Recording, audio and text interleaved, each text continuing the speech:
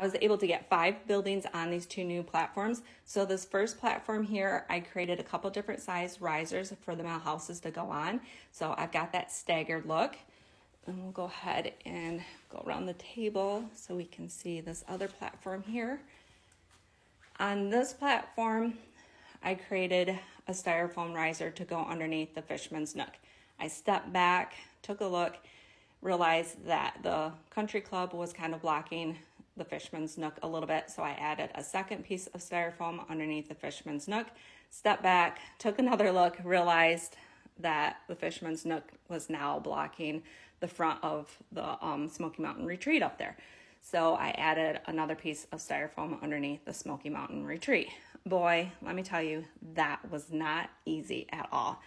So then down here on this platform, I added my 3 schools. I have a lot more work to do in this area. I want to add, this is my high school, so I want to add one more piece of styrofoam underneath that just to give that a little bit more height. And then as you can see underneath the platforms here, I worked on lighting. So let's back up, and I've got my remote here. I have 22 buildings lit. Over here, we've got the feed and seed just hanging out on its own. I did use some trees and stuffing to hide the wires right now. Obviously, I still have to create the mountain facade to go on right here. I'm thinking about that and how I want to cover up all that framework. I've got an idea. I just have to execute the idea, I guess. And then go all the way over here.